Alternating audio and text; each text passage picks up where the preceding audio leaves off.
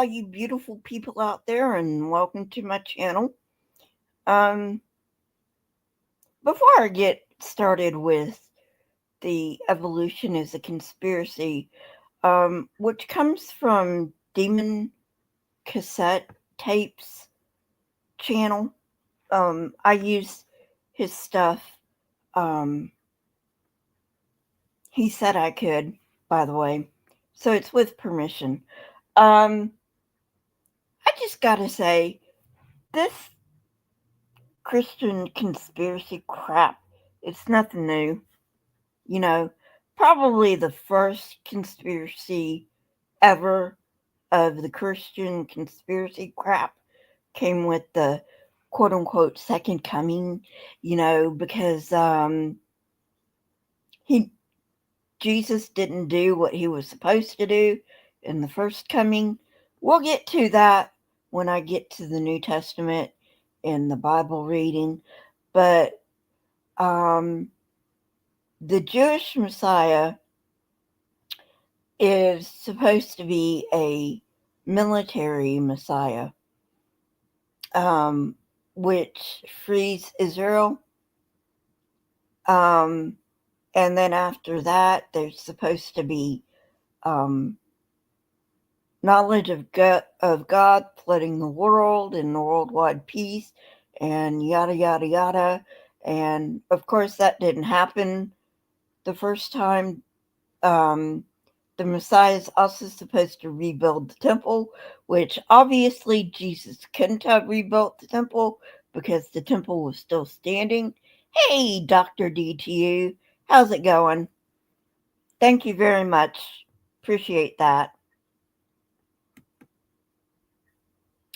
So anyway, I'm not gonna go into that. Like I said, gonna save it for um, when I get into the New Testament. But Jesus couldn't have rebuilt the temple because the temple was still standing. You know, which is supposed to be, which is what the Messiah is supposed to be doing, right? And then to top it all off, the Messiah, the Jewish Messiah, makes a sin offering for himself, which, if the Messiah is sinless, why is the Messiah making a sin offering for himself? Something else you got to wonder about. And then for the nation of Israel. So, anyway, um, like I said, gonna go through all of that. But right now, we're gonna go back to the evolutionary conspiracy. Um, for those of you who may not know, I am a believer in evolution.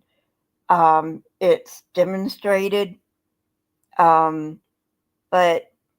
like I said, with the Christians, everything is a conspiracy. You know, if things don't go their way, it's a conspiracy. So, anyway, um, so let's see what this person or TV show rather has to say about it. Um, this is not his original content, by the way. Um, he uploads stuff from the past onto his channel for people like me to use it. So let's make sure it's up here so you can see it. Yep. And here we go.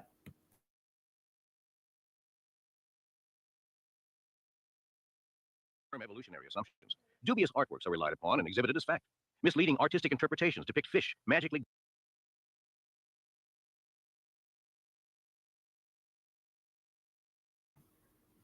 Okay. Artwork is not science. I don't know how many times we have to tell these people that. Artwork is not science. What happens is that science artists take fossils and make artistic renditions of what the creature may have looked like. So let's take Tiktaalik, which is a transitional fossil from sea-dwelling to land-dwelling animals.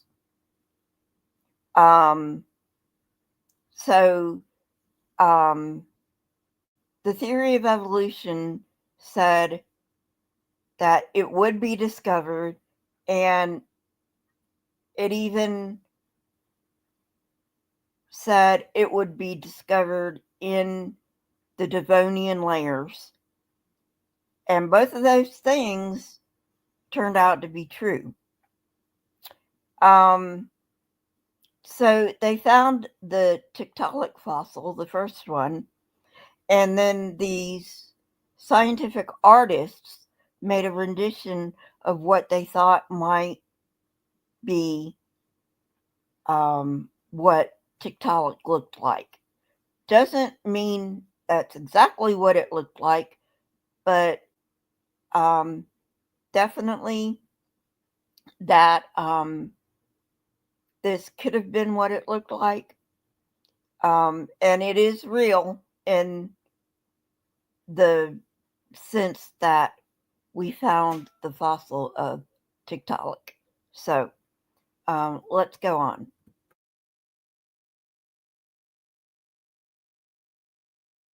Growing legs and changing into amphibians. Extinct deer-like creatures mysteriously turning into horses. And monkeys becoming humans. Where non-existent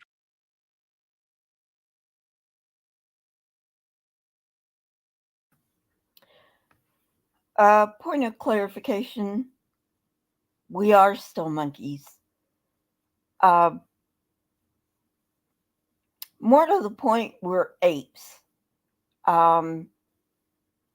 Monkeys are considered lesser apes. We are part of the greater apes, which includes orangutans, gorillas, chimpanzees, bonobos, and humans. So we are still apes, and monkeys are the lesser apes.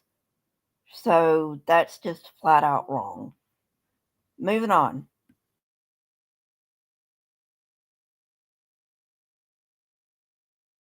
transitional skeletons are needed to prove a point. Skilled craftsmen substitute plastic and wooden models. I'm very concerned about the way our museums present evolution as though it were a proven fact. And actually, false information is being presented.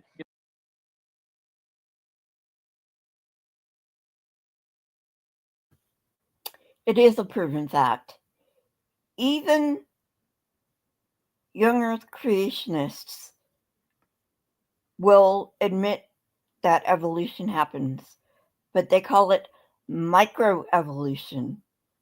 Well, what's the difference, pray tell, between microevolution and macroevolution? Hint, nothing. There is no difference except the time it takes. Okay? Change happens. The scientific definition of evolution is the change in allele frequency in a population over time. That is the scientific definition. And nobody is going to say any different. Not even the young Earth creationists. Hey, how to rule an asteroid. Haven't seen you here before. Thanks for stopping by. So strike 2. You want to go for strike 3? Let's move on.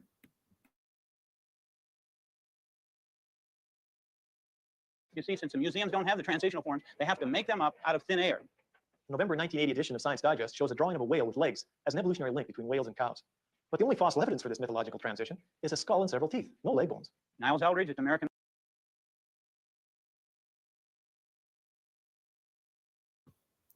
I think this was made sometime in the 90s.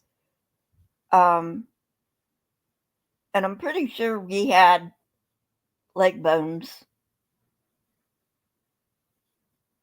from whale-like species even back then in the fossil record. I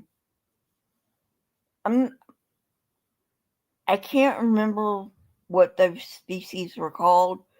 Some of them had itty-bitty legs that weren't great for walking on. Gotcha. Thank you. The others were full-fledged legs. And another thing you got to understand is, why are the whales mammals if they live in the sea? What possible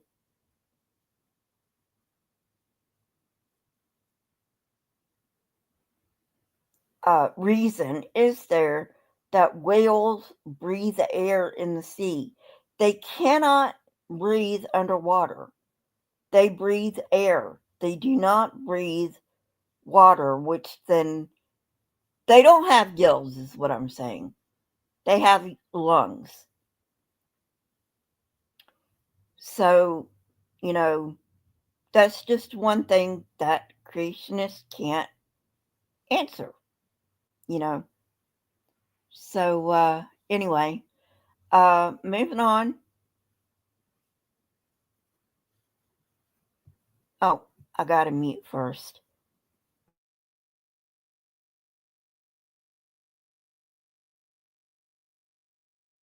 Museum said, you're only limited by the credulity of your audience and your own imagination in making up these stories of what changed into what and what the intermediate.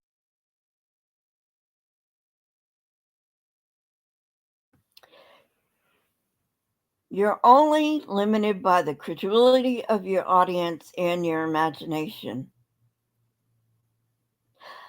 Oh, you mean your imagination that you think a worldwide flood happened 4,400 years ago and wiped out everything but 2 of every creature and 8 human beings, and God started all over from there, which is a bottleneck that nobody and nothing could survive?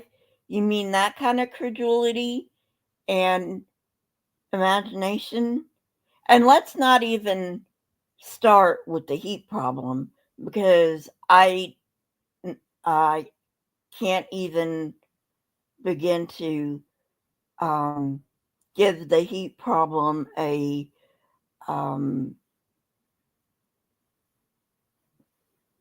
the credit it deserves, because I know that much pressure is gonna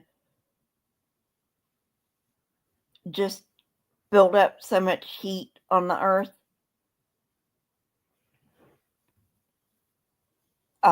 But I don't really know the heat problem in detail. If you want that kind of detail, you can go to Gutsick Gibbons' channel. No, how to rule an asteroid. I'm in Oregon, so I'm on the other coast from Kentucky, so no. Wish I could, but I can't. But if you're going, good luck. I appreciate people fighting for science literacy. Hey, movies through the years.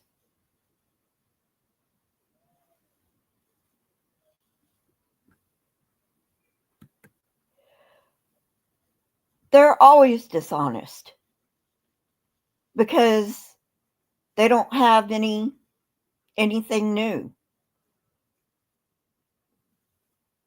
They don't have anything new.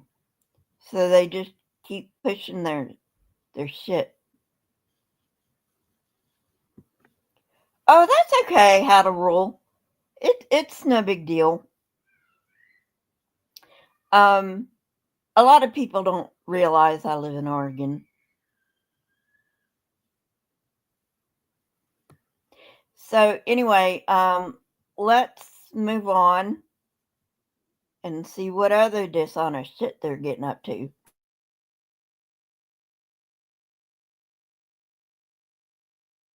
Forms work. When asked to come up with evidence that evolution really has taken place, evolutionists will frequently bring up very minor changes in living things, such as insects becoming resistant to DDT or insects changing color. Can we see evolution taking place today? You certainly can. We can. One of the most spectacular examples, have you ever heard of the San Jose scale? San Jose scale is an insect that infects oranges. The thing has evolved to resist the pesticides that they were using on it. One can see in historical time.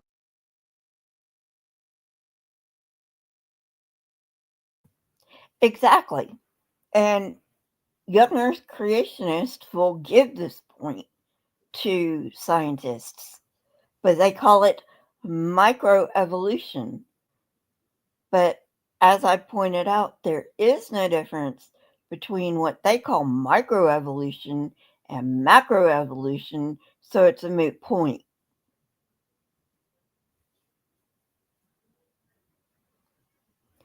A lot of it comes from Dwayne Gish, and even before that, what was his name? The father of modern creationism, like way back in the 50s. Henry Morris. So yeah. Moving on.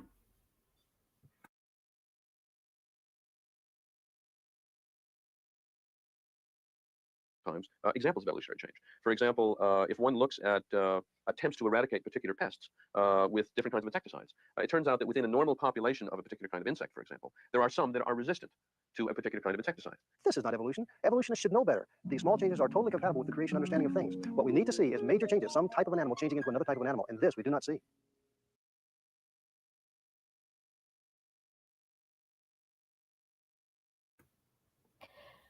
What he's saying is he wants to see a dog turn into a cat, which is mind-blowingly dishonest. Because number one, a dog is not going to turn into a cat. Now, way back in the past, there was like a dog cat or a dog bear cat or something like that. But, yeah, a dog is never going to turn into a cat. That's what they're saying, basically. It's mind-blowingly stupid that they think something like that's going to happen. But we do see evolution in the fossil record.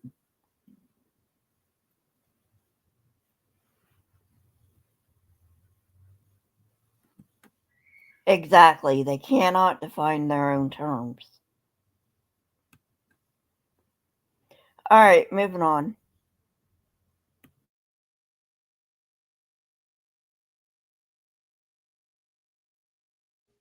If we're talking about seeing evolution today, seeing one species changing into another species, that's not going to happen. Although there must be, from an evolutionary perspective, many transitional forms out there, the likelihood of finding any one of them is extremely low. The more we learn about paleontology, that is fossils, the more certain we are that evolution is based on faith alone. The National Academy of Science is the official advisor to the U.S. government on questions of science. In its publications, it falsely claims that the missing links that troubled Darwin are no longer missing. This is misrepresentation, which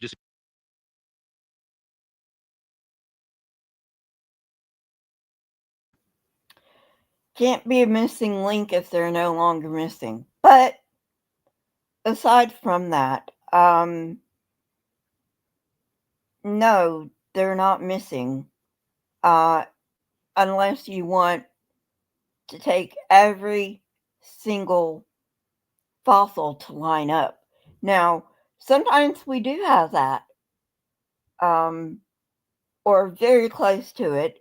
In the case of human evolution, we don't have all of them, but the gaps that we have in human evolution are very minor. And, we can see that if you line up an Australopithecus afarensis to a modern human, you can see we have a pretty good line of evolution from the Australopithecus afarensis to the modern human. Now, that's not to say that these came in a line, because they didn't. It's more like a bush. But at any rate, they don't know what they're talking about. Let's be real. Or if they do know what they're talking about, they're being very disingenuous about it, because they know that their audience is going to fall for it.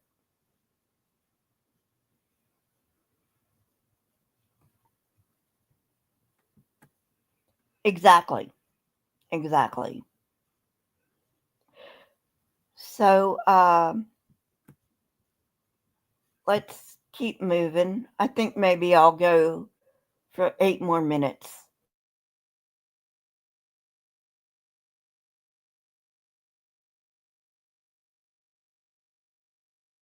Deceives millions, because after 120 years of exhaustive searching, Darwin's missing links are still missing. Yet this academy and evolutionists continue to perpetuate the mythical theory that man developed from ape-like creatures.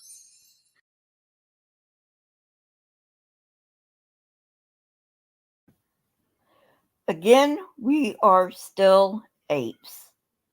I don't know how many times we have to tell these people that for it to get into their thick brains. But then, of course, they're not ever going to get it, because they don't ever want to get it, because they want to believe we are special creations by God. And there are Christians that accept the science. There are Christians who accept that the universe is 13.8 billion years old, that the Earth is 4.54 billion years old, that evolution happens. There are Christians who accept the science, which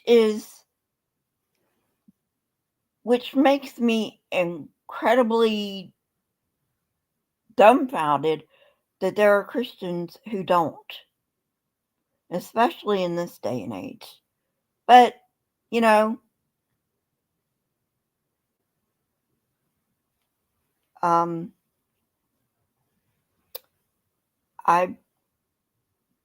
I used to be one of them. I used to be an evolution denier, and then I learned about it, and I'm like, this ain't right.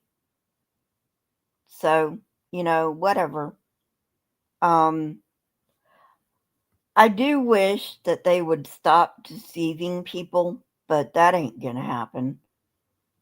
So, anyway, moving on.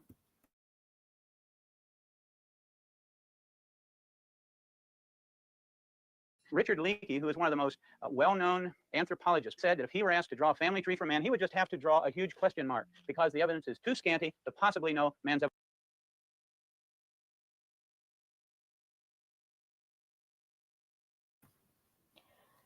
I suppose we're going all the way back to the 70s on this. You do know that the field of evolution has progressed since the 70s. Why are you using 50-year-old science?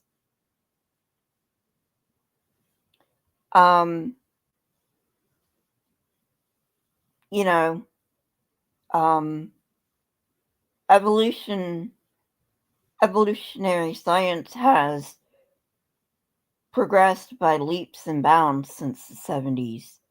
So I have no idea why they're talking about Richard Leakey. All right, moving on.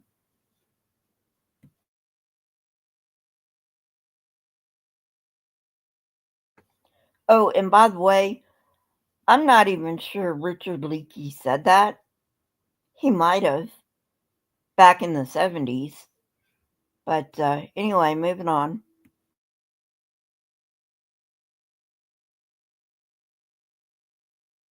Evolutionary origin, and he didn't think we're ever going to find it. To aid and abet evolutionary concepts, artistic depictions have gone beyond ethical boundaries. Despite having no foundation for the ape-to-man theory, scientists and artists continue to dupe the public with lifelike but imaginary illustrations.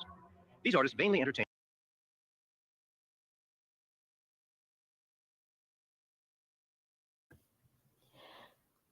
No. Now, there is some artistic license to be taken when you go from a skull to art. Okay? But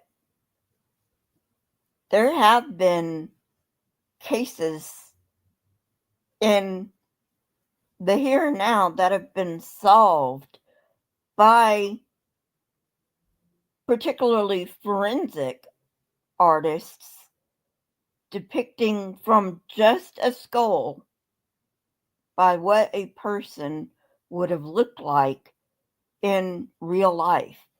And cases have been solved using this technique. So these people are being outright dishonest.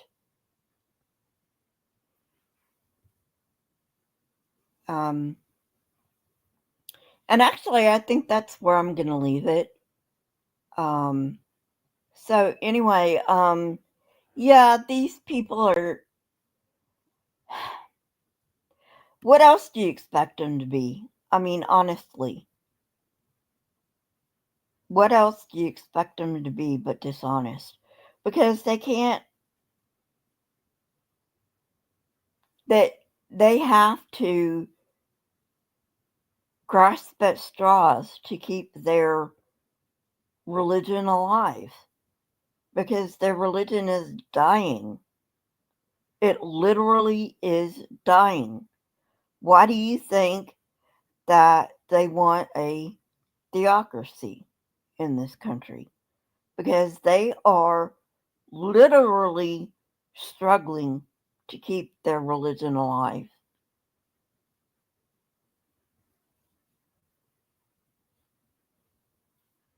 But, you know, that's all I'm going to say about that. This isn't a politics channel, so ain't going to get into that.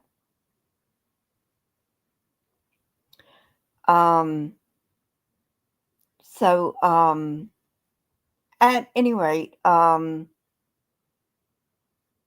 yeah, I just decided to hop on, and, you know, do something, because I'm sorry I haven't been very, I'm sorry, I lose words sometimes. I haven't been very, I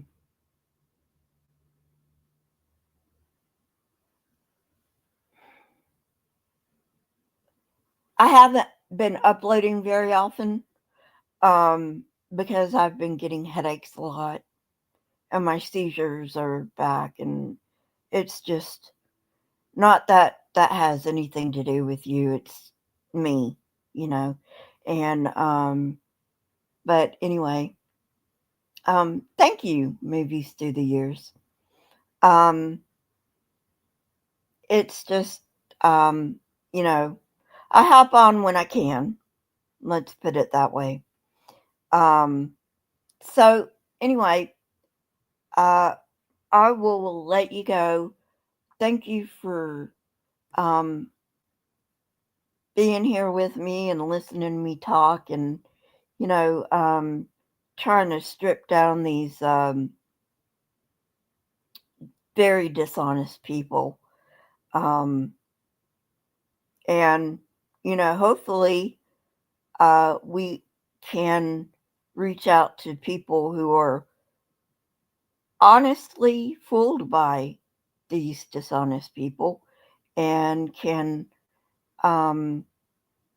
change some minds, you know, and get people to be scientifically literate, because that's the way that we combat this hogwash. is by letting people become scientifically literate. So that's why I'll leave it for today. And I'll talk to you later. Alrighty. Bye.